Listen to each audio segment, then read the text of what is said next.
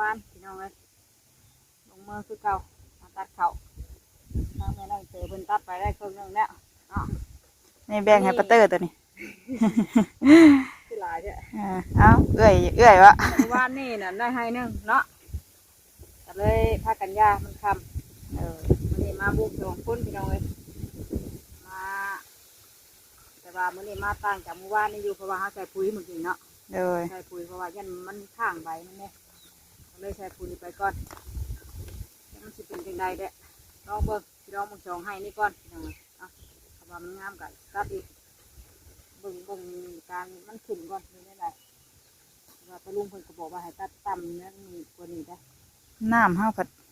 ทางหนึ่งนูนทางหนึ่งรองน้ำบกทางนี้ผัดน้ำยังลายก็ดีได้เลยแบบทางหันพอดีสิตัดลงอีกผัดน้ำร้ายทางนี้เนาะพี่น้องก่อนอื่นจะกลับทักทายสบายดีเด้อเนาะพบพ่อกันมาตัดเขาคือเก้าเปลี่ยนกันลุกมาให้ง่วงอีกสดนึง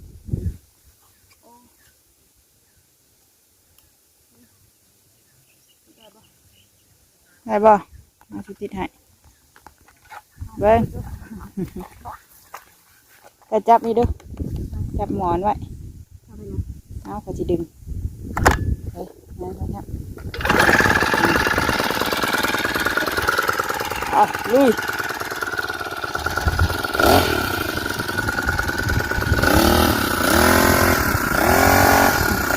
ตอนแรกยืนรังซื้ออยู่เลยก้มลงนั่นเนี่ย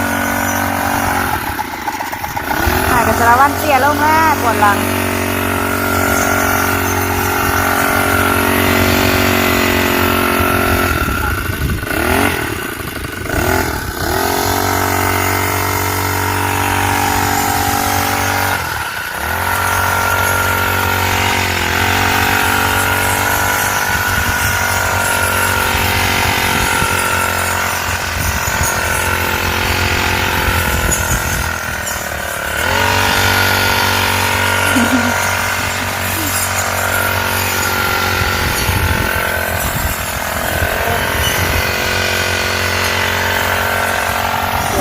พี่น้องเนาะแล้วก็เตอร์เป็นตัดเปลี่ยนให้กับนางตัดทันทีแล้วจริงๆอันนี้มอบให้ปาเตอร์เลยให้ปาเตอร์คนเดียวเลยงานใหญ่ก็โม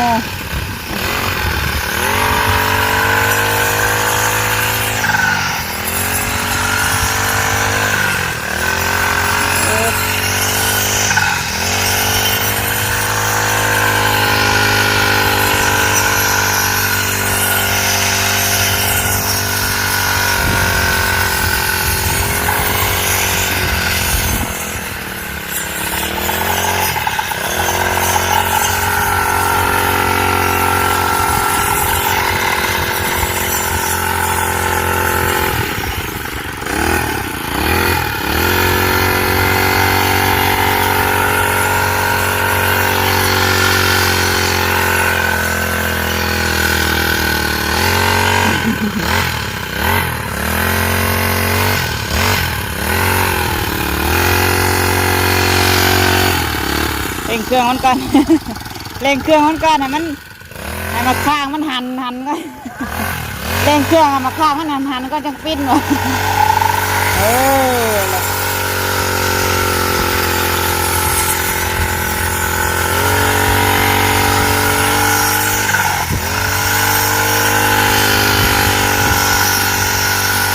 เริ่มแล้วเริ่มก้มแล้ว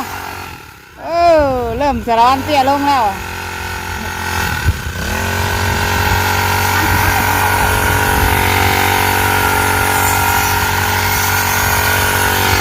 กระดาษเครื่องอยู่ได้พี่น้องเลยเนาะใส่ไปเต็มทุกได้เมื่อกี้นี่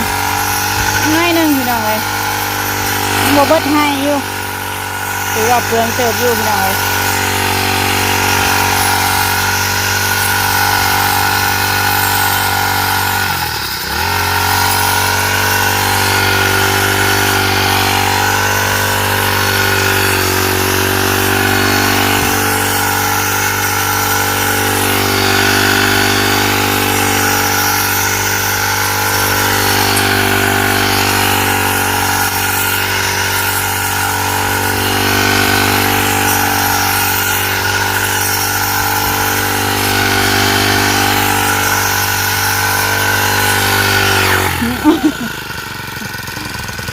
ริ่มสารวัตรเสียลงเลยหน้ามันลายเนาะทางนี้ผัดทางรองพี่น้องนะทางนั้นน่ะโน่นเลยยันว่าหน้ามันบ่ถึงทางพุ่น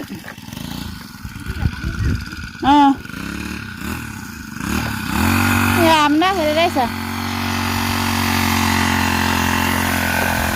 แต่ทางเชิงที่เขาตัดต่ำได้ยุ่พี่น้องเนาะแต่ทางรองพุ่นน่ะมันก็คือน้ำท่วมมันก็เน่าอีกถ้าตัดต่ำลงก็ได้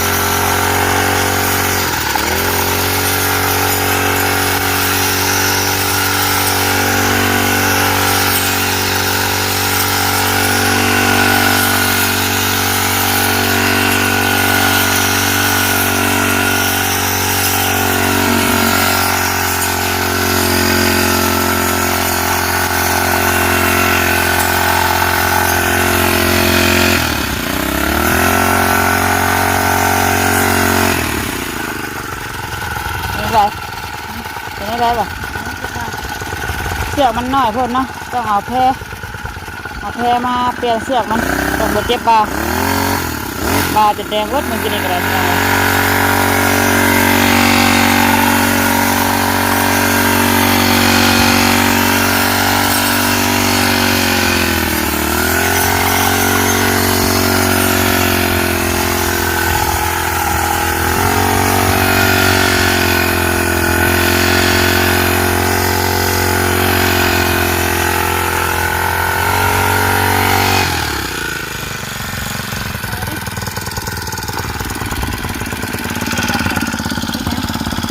เปลี่ยนไหมไม่ได้เสียนะเปลี่ยนกันที่เล็กที่น้อยไปนะมันนักพี่น้องไงนะมันก็อยากเจ็บหลังเจ็บเอวแน่ก้มลงแล้วข่อยว่าอยู่ก้มลงแล้วว่าอยู่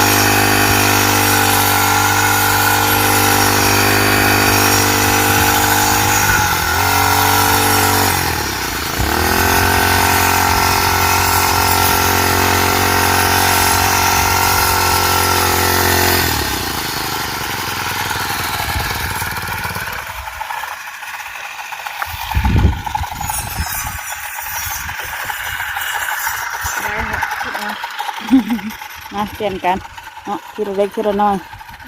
ก็แล้วดอกทำได้น้อยยันจำไม่น้อยเจอเป็นตัดทุก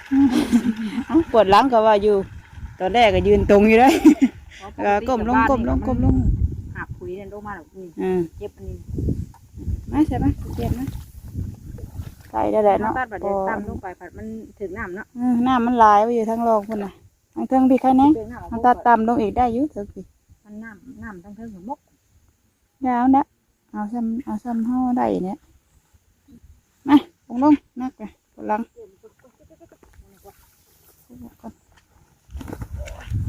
อยากกินน้ำเนี่ยมันน้ำกระบอกมันกินนะห่านเดิมโทรบอกไอเตอร์กินนี่ว่าแต่นางตัดคลิปกินนี่บอกไอเตอร์รดน้ำน้ำให้กินกันนะตัดไว้ทำอยากกินกันจะเรียกว่ากันใจเป็นตัดเป็นอีกการที่ต้องไว้เจ็บแอวนะ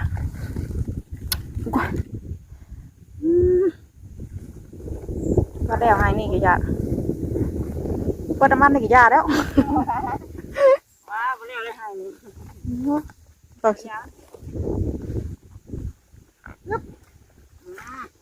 ไม่น้อยเตือเราตัดไว้ได้หรอว่าบีไปกันฮะน้ำมันยังลายเต็มอยู่เปิดได้ห่อนจักก็ได้ตายกรอยทำจักเนาะตัดพอดีได้หน่อยนึงเจ้าก็ปิดไว้ก่อนเจ้าเมื่อยนั่นก่อน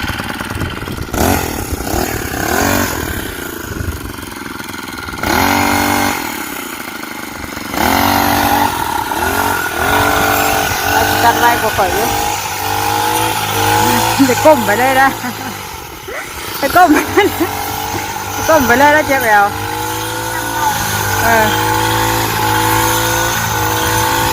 เราจะไวกว่าแม่น้องเตยจะพี่น้องเนาะแม่น้องเตยเจ็บแอวเนี่ย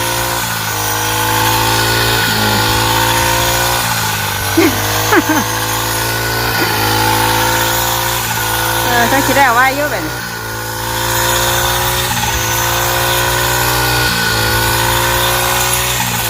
การยาโรอีก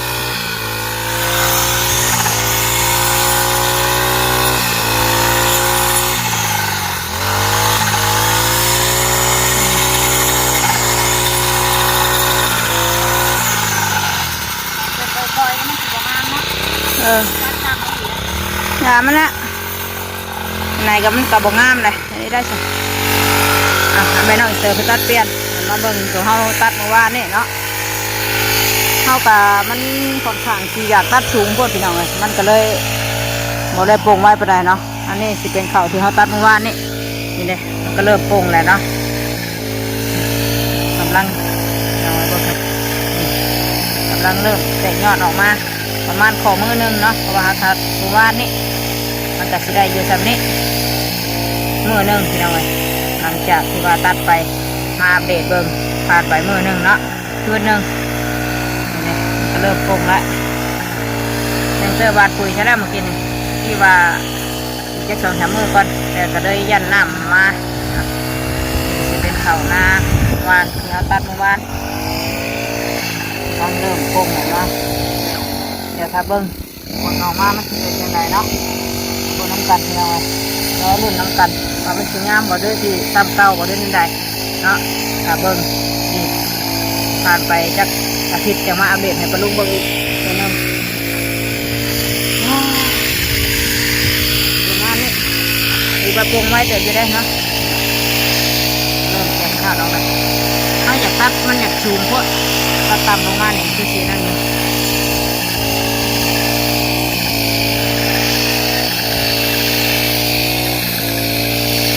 ตัดแล้วมันสิบวงไว้ปุ๊บเราตัดไปไว้ครับตรวจไป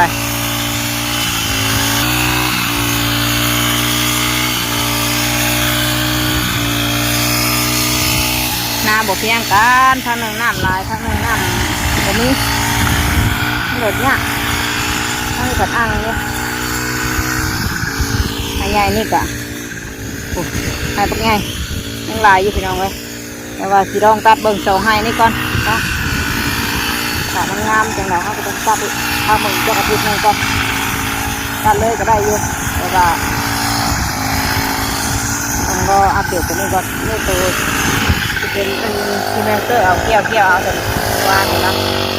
น้ำแตกกระจายปุ๊บเดี๋ยวก็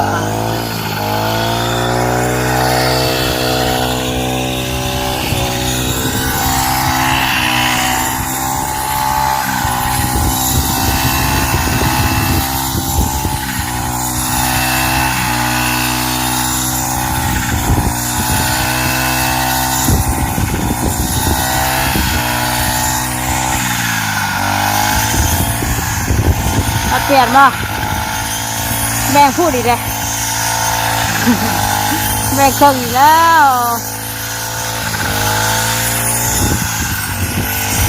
ก็แต่งัวกินมันจะกินเนื้อมีหยาปวดน้ำเลย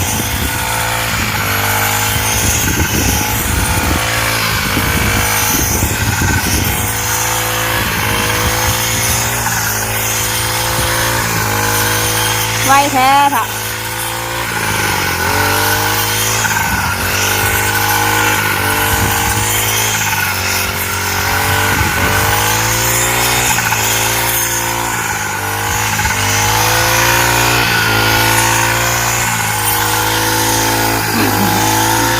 เปลี่ยนบ่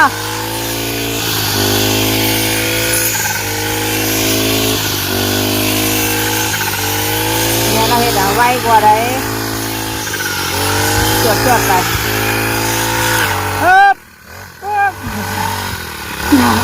น้ำแตกกระจาย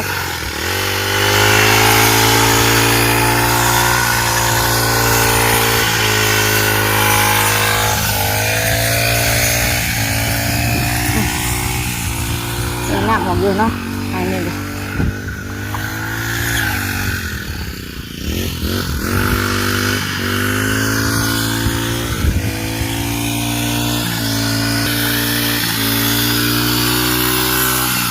มันตัดเปลี่ยนเอาก่อน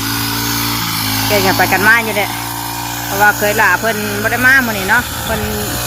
สิไปเวียกเพิ่นพี่น้องเอ้ยเสโปนเพิ่นแหละเนาะขึ้นเนื้อมื้อนี้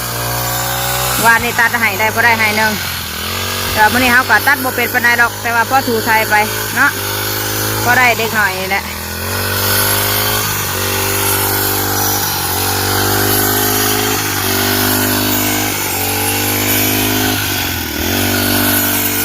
อันตัดเปลี่ยนนะยุกน่าสิเปลี่ยนยอมอีกยอมให้เปลี่ยนนี่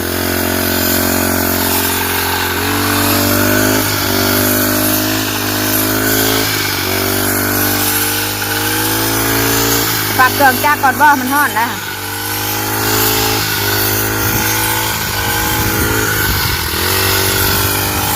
ก็ได้หูไปอีกเนาะ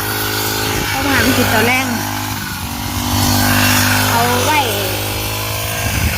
มันก็เน่าใส่เขาอยู่แต่ว่ามันมีหญ้าน้ำก็แยกพุกเอาเมื่อยง้อน้ำพอไปเกี่ยวหญ้าพออยู่กันแน่พอบ่เมื่อยเป็นไรพี่น้องเลยพุกเอาน้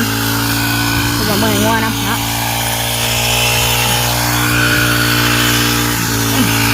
ไปก่อนเดี๋ยวจะเอากระสอบมาเอา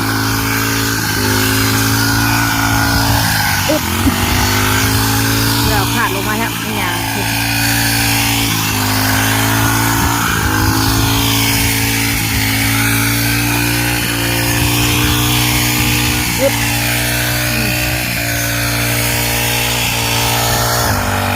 โอ้ไม่เข้าเมื่อกันวะมันห่อนแล้วเชียร์จักมันห่อนแล้วบักจะได้ใช่ไหม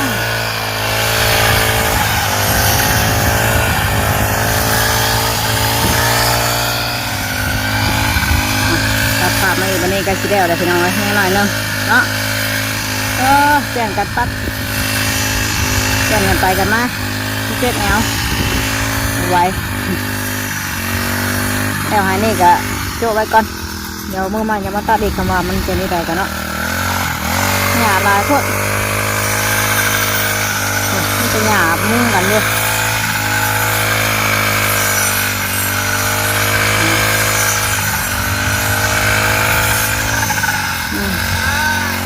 พอแล้วเนี่ยเที่ยงกันไปเลยมันหยาลายแบบนี้มันก็จะขึ้นอยู่บ่อยเนาะมันถมเข่าเลยถมเข่าพวกได้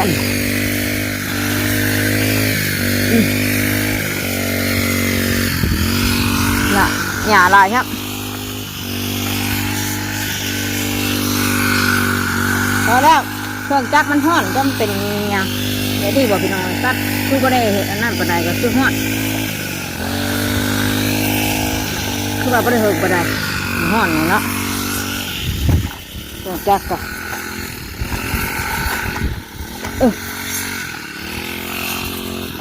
พอแล้ว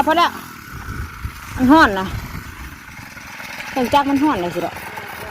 ห่อนแท้ห่อนวู